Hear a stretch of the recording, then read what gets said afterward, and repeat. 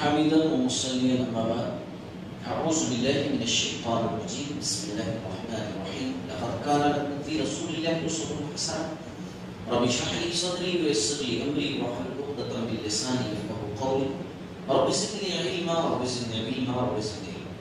محترم حضرات، سیرت النبی صلی اللہ علیہ وسلم میں ہم بات کر رہے تھے صلح حدیبیہ کے بارے میں، اور صلح حدیبیہ میں بات یہاں تک پہنچی تھی کہ درخت کے نیچے صحابہ کرام نے رسول اللہ صلی اللہ علیہ وسلم کے ہاتھوں پر بیعت کی، اس بات پر بیعت کی کہ ہم مر جائیں گے، ختم ہو جائیں گے، مگر یہاں سے واپس نہیں جائیں گے جب تک کہ شہادت عثمان رضی اللہ تعالی عنہ کا بدلہ نہ لیں گے۔ جو لوگ پچھلی قسطوں کو نہیں سنے ہیں، بہت ساری باتوں کو سمجھ میں نہیں آئیں اور پوری باتیں دوبارہ دہرائی نہیں جا سکتی۔ ہاں اتنا ہم کہہ سکتے ہیں کہ یہ جو واقعہ ہم ذکر کر رہے ہیں، یہ واقعہ دراصل آپ صلی اللہ علیہ وسلم کا ایک عمرہ کرنے کی نیت کا واقعہ ہے۔ آپ صلی اللہ علیہ وسلم عمرہ کرنے کی غرض سے مکہ گئے اور مکہ سے باہر ہی مکہ والوں نے روک لیا، کیونکہ مکہ پر حکومت مشرکین کی تھی۔ تو مکہ میں داخلے کے لیے ان لوگوں نے بات چیت کی، نہیں آنے دیں گے، ایسے کیسے آ گئے وغیرہ وغیرہ ساری باتیں، اور پوری اسی سلسلے میں یہ سارے واقعات۔ تو بات یہاں تک پہنچ چکی تھی۔ اچھا، صحابہ کرام نے بیعت کر لی اور بیعت کے بارے میں مکہ والوں کو بھی پتہ چل گیا کہ کس طریقے سے امن پڑ رہے تھے صحابہ کرام بیعت کے لیے۔ حالانکہ یہ بیعت کوئی کھانے پینے کی بیعت تو تھی نہیں، یہ بیعت تھی کہ لڑیں گے، آخری دم تک لڑیں گے۔ ہم سفیر کی حیثیت سے ایک شخص کو بھیجے اور وہ لوگ قتل کر دیے۔ حالانکہ وہ افواہ تھی، جھوٹی خبر تھی، لیکن اس سے پتہ چل گیا ان لوگوں کو کہ مسلمان کسی بھی صورت میں یہاں سے واپس پلٹ کر جانے کے لیے تیار نہیں ہوں گے، یہ تو اندازہ ان کو ہو گیا۔ اچھا، تو ان لوگوں نے فی الفور ڈیسیژن لیا، مکہ والوں نے، بڑے بڑے لوگوں نے، سرداروں نے سہیل بن عمر کو بھیجا کہ جاؤ بھائی، اب صلح کے شرائط کے ساتھ تم بات چیت کرو، صلح کرنا بہتر ہے، جاؤ۔ اور بھیجتے ہوئے مکہ والوں نے خاص طور سے سہیل بن عمر، جس کو لیڈر بنا کر بھیجا بات چیت کرنے کے لیے، ایلچی بنا کر کے، اس کو تنبیہ کی کہ صلح کے تمام شرائط آپ جو چاہو اپنے حساب سے طے کرو، اس میں تم آزاد ہو، لیکن یہ کنڈیشن ان شرائط میں ہونا ضروری ہے کہ اس سال مسلمان مکہ میں نہیں آ سکتے، اس سال نہیں آ سکتے، اگلے سال آ سکتے مگر اس سال نہیں آ سکتے، یہ کنڈیشن اس میں ضرور ہونا چاہیے۔ باقی جتنے کنڈیشنز ہیں وہ اس میں تم آزاد ہو، اپنے دماغ کے حساب سے تم ڈیسیژن جو ہے لے لینا۔ اچھا، ساتھ میں جو ہے سہیل بن عمر کے حویتب بن عبد العزیٰ اور مکرس بن حفص بھی تھے، یہ لوگ بھی تھے اور بھی سردار تھے، مگر مین جو بندہ تھا وہ سہیل بن عمر تھا بات چیت کرنے۔ اچھا، یہ لوگ آئے، رسول اللہ صلی اللہ علیہ وسلم نے دیکھتے ہی کہہ دیا صحابہ کرام سے کہ دیکھو، سہیل کا بھیجنا اس بات کی دلیل ہے کہ قریش تم سے صلح چاہتے ہیں، اب صلح کی بات کرنے کے لیے ہی یہ بندہ آ رہا ہے۔ چنانچہ آپ صلی اللہ علیہ وسلم کے پاس سہیل صاحب آئے، اور آتے ہی ہوتا نہیں ہے کہ مطلب اپنی شخصیت کا روب سامنے والے پر ڈالنا، حالانکہ آپ صلی اللہ علیہ وسلم کا تو یہ معجزہ ہی تھا، آپ صلی اللہ علیہ وسلم کو کچھ کرنے کی ضرورت ہی نہیں تھی، لیکن چونکہ یہ صاحب باتونی تھے، بات کرنے میں ماہر تھے، معاملات کو سنبھالنا، عقل مندی، یہ تمام چیزیں تھی سہیل کے اندر، تو اسپیشل اسی لیے ان کو بھیجا گیا تھا۔ تو یہ آئے صاحب اور آ کر کے کیا کیے کہ پہلے تو پیرا وغیرہ پھیلا کر کے بیٹھ گئے آپ صلی اللہ علیہ وسلم کے سامنے، کہ مطلب میں کون ہوں سمجھ جاؤ، میں ایسا نہیں ہوں کہ آیا ہوں تھوڑے لوگوں کے ساتھ کچھ گھبرا رہا ہوں یا بات چیت کرنے سے ڈر رہا ہوں، نہیں کر زبردست ہوں، ہے نا، ہاتھا پیرا پھیلا کر کے جو ہے اچھے سے بیٹھ گئے۔ اور گفتگو کا آغاز سہیل نے اس طرح کیا کہ جو واقعہ ہوا، ہمارے جو نوجوانوں نے آپ کے اس پر حملہ کیا، وہ دراصل ہماری قوم کے سمجھدار لوگ نہیں تھے، اور نہ ہی سمجھدار لوگوں نے ایسا کرنے کے لیے ان لوگوں کو کہا تھا، وہ چند بیوقوف تھے، غلطی کر دی ہے، اس پر ہم معذرت کرتے ہیں آپ سے، سب سے پہلے اس واقعے پر ہم معذرت کرتے ہیں۔ اب پچھلے قسط میں تمام باتیں گزر چکی ہیں، دوبارہ ریپیٹ کرنے کی ضرورت نہیں۔ اچھا، جب گفتگو ہو رہی تھی تو بہت سارے مسلمان تو باہر ہی تھے، لیکن گفتگو کے دوران رباعت بن بشر اور سلمہ بن اسلم یہ ایسے صحابہ تھے رضی اللہ تعالیٰ عنہ کہ یہ لوگ اسلحے سے لیس ہو کر کے، ہوتا نا پروٹوکول، رہتے ہیں ساتھ میں کچھ لوگ فوجی، تو یہ لوگ باقاعدہ ٹھہرے ہوئے تھے آپ صلی اللہ علیہ وسلم کے ساتھ، آپ کی حفاظت کے لیے جو ہے ٹھہرے ہوئے تھے اسلحہ وسلحہ پہن کر کے۔ اچھا، سہیل بات کرتے کرتے جو ہے آپ صلی اللہ علیہ وسلم سے بہت زور زور سے بولنے لگا، بحث و مباحثہ کی طرح، وہ جو بات چیت ہونے لگی نا آپس میں کہ کیا کنڈیشن ہونا، کیا نہیں ہونا، کیا چیز ہے، تو اس پر اس کی آواز بہت زیادہ بلند ہو گئی۔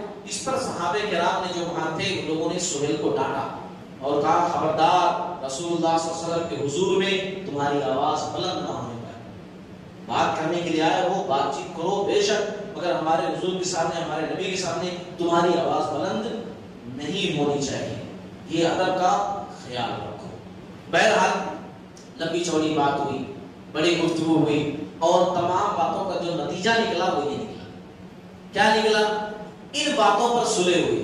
وہ کنڈیشنز جان لیجیے، وہ شرائط کیا تھے جن پر صلح ہوئی؟ دیکھیے،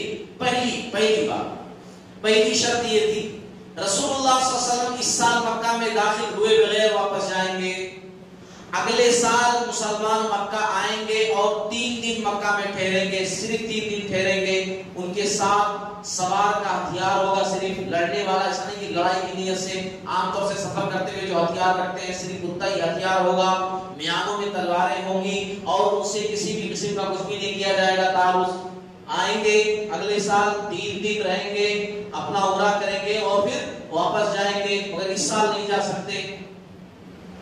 یہ ماننا بڑا مشکل تھا کیونکہ مسلمان طلب رہے تھے خانہ کعبہ کو دیکھنے کے لیے، مسلمان مکہ جانے کے لیے طلب رہے تھے، بے چین تھے مسلمان، اور یہ شرط ماننا بہت ہی مشکل تھا، مگر آپ صلی اللہ علیہ وسلم نے اللہ کے فیصلے کی اتباع کی، یہ اللہ کا فیصلہ تھا، آپ صلی اللہ علیہ وسلم اپنی مرضی سے سب کچھ نہیں کر رہے تھے، تو اسی لیے آپ صلی اللہ علیہ وسلم نے اس فیصلے کو مان لیا، ٹھیک، یہ شرط منظور۔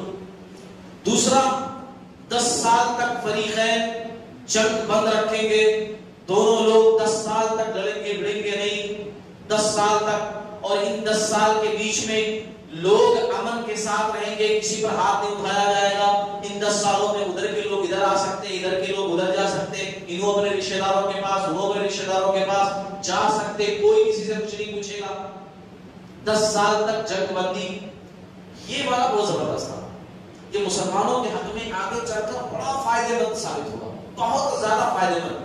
آگے آپ سنیں گے نا تو آپ کو پتا چلے گا کہ یہ یہاں پر جو کنڈیشنز دکھ رہے ہیں، ایسا دکھ رہا کہ جسے مسلمان ہار گئے، مسلمانوں کے ساتھ جو ہے عجیب معاملہ ہوا، مگر آگے چل کر کے یہی تمام چیزیں مسلمانوں کے لیے اچھی ثابت ہوئی۔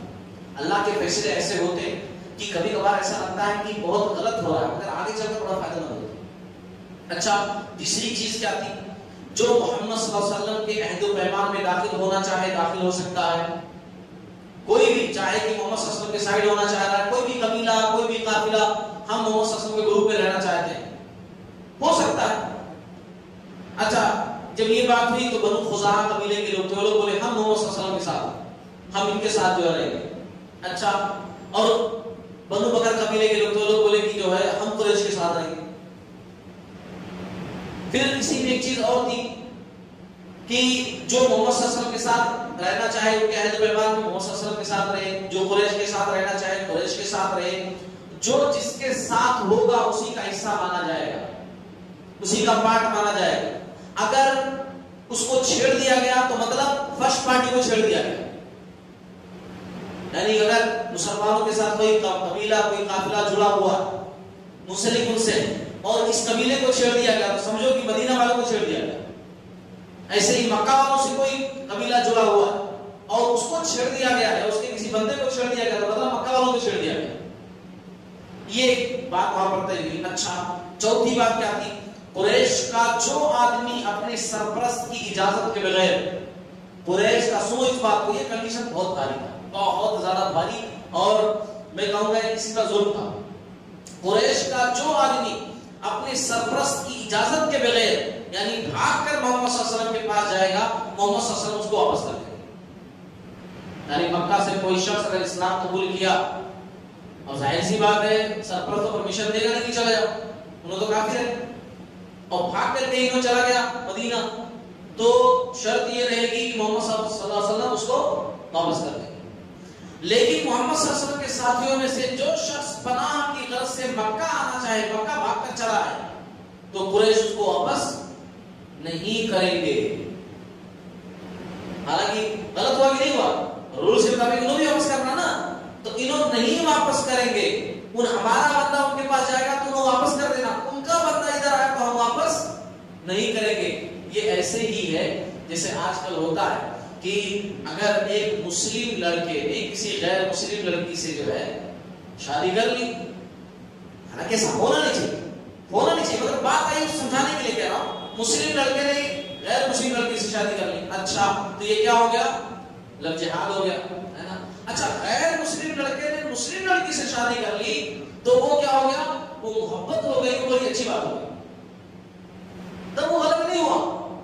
ادھر سے اگر ہوا تو غلط ہوا، اگر ادھر سے ہوا تو وہ غلط نہیں ہوا۔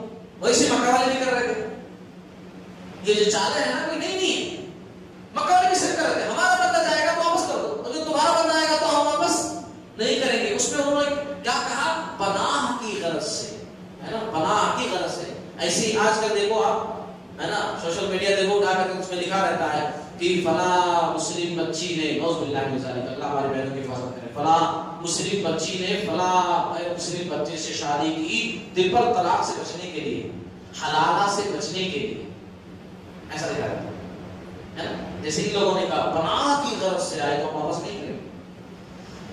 بہرحال یہ تمام شرطیں آپ صلی اللہ علیہ وسلم نے مانی، یہ تمام شرطیں مانی آپ صلی اللہ علیہ وسلم نے۔ حالانکہ بظاہر یہ شرطیں مسلمانوں کے لیے بڑی تکلیف دہ تھی۔ سب سے پہلی شرط کہ خالی ہاتھ واپس جانا، بغیر عمرہ کیے واپس جانا، ایک بہت بڑی بات تھی، بہت تکلیف دہ تھی، مگر پھر بھی آپ صلی اللہ علیہ وسلم نے تسلیم کر لی۔ اس کی چند وجوہات تھی۔ پہلی وجہ یہ تمام اللہ کی مرضی سے ہو رہا تھا، جو آگے چل کر مسلمانوں کے لیے فائدہ مند ہونے والا تھا، اللہ کا حکم تھا۔ اور دوسری، آپ صلی اللہ علیہ وسلم شروع سے ہی جنگ نہیں چاہتے تھے بلکہ صلح چاہتے تھے، اسی لیے آپ صلی اللہ علیہ وسلم نے شروع میں ہی کہہ دیا تھا کہ جہاں اللہ اور اس کے رسول کی حرمت کے لوگ پامال نہیں کریں گے، کوئی بھی بات کہیں گے، اللہ اس کے رسول کی حرمت کو پامال نہیں ہونے والی بات، باقی کوئی بھی بات کریں گے تو میں اس کو تسلیم کر لوں گا، کتنی الٹی سیدھی بات میں مان لوں گا۔ اور آپ صلی اللہ علیہ وسلم مان رہے تھے، اس لیے کہ آپ صلی اللہ علیہ وسلم صلح کی جو پیشکش تھی نا، وہ آپ صلی اللہ علیہ وسلم کی طرف سے تھی، آپ صلی اللہ علیہ وسلم صلح چاہتے تھے۔ اچھا صلح کیوں چاہتے تھے ہمارے نبی؟ کیونکہ جنگ کوئی اچھی چیز ہے، جنگ کبھی بھی بہتر نہیں ہوتی ہے، جنگ اس وقت کرنی ہوتی ہے جب اس کے بغیر کوئی چارہ نہیں ہوتا ہے، جب ناگزیر ہو جائے جنگ، یعنی اس کے علاوہ کوئی دوسرا آپشن ہے ہی نہیں، تب جنگ کرنی چاہیے۔ پیارے نبی صلی اللہ علیہ وسلم نے جنگیں جو کی ہیں نا، اسی لیے کی۔ اب دیکھو آپ جنگ بدر، آپ صلی اللہ علیہ وسلم کیا جنگ لڑنے کے لیے نکلے تھے؟ نہیں، مگر سچویشن آ گئی ویسی تو جنگ لڑنی پڑی۔ جنگیں ہوئی، وہ لوگ تو خود چل کر آئے تھے، اب ان کا مقابلہ کرنا ضروری تھا۔ جنگ خندق، وہ لوگ خود چل کر آئے تھے، تو کیا گھر میں بیٹھے رہتے ایسے کہ نہیں ہم جنگ نہیں چاہتے، اب دفاع تو کرنا پڑے گا۔